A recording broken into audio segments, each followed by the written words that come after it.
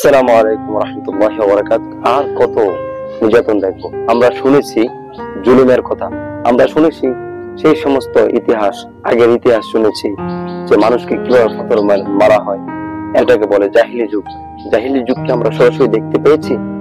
আসলে ভিডিওটা আমি একবার দেখে দুবার দেখার সেই সুযোগ আমার আর নাই।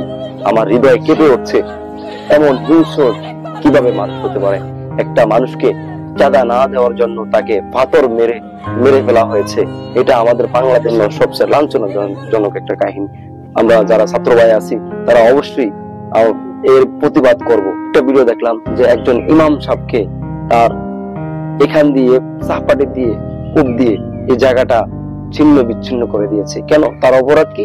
তার অপরাধ হলো তার খুদ্া পছন্দ হয় না। আচ্ছা, আপনারা বলেন, খুদ্া পছন্দ না হলেই কি ইমাম সাহেবকে এভাবে আঘাত করবে? আমরা সবাই যে যার জায়গা থেকে প্রতিবাদ করি। এই সমস্ত নাস্তিক কুলাঙ্গানদেরকে জমিন থেকে উৎখাত করতে হবে।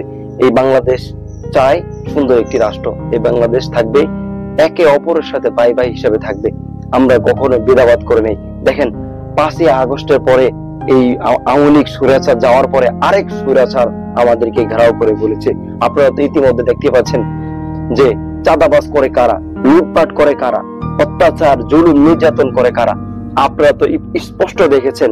তো আসুন, এই আওয়ামী লীগের মতো আমরা বিতর্কিত যে সমস্ত দল আছে, যে সমস্ত লোক এই চাঁদাবাজ এবং লুটপাট করবে, তাদেরকে আমরা এই বাংলাদেশ থেকে বহিষ্কার করব, বয়কট করব। প্রিয় ভাইরা, আসুন আমরা সবাই একে কাঁধে কাঁধ মিলিয়ে এই ঐক্যবদ্ধ হই। মেয়েটি চিৎকার করে বলে, আমার বাবা অনেক ভালো ছিল, আমার ফাঁসি চাই। যে কষ্ট করে আমার বাবারে মারছে, হ্যাঁ বোন, তুমি যেটা বলছো ফাঁসি অবশ্যই হবে। আর তোমার মামাকে যেভাবে মেরেছে ঠিক ওইভাবেই তাদেরকে পাথর মেরে ধ্বংস করতে হবে।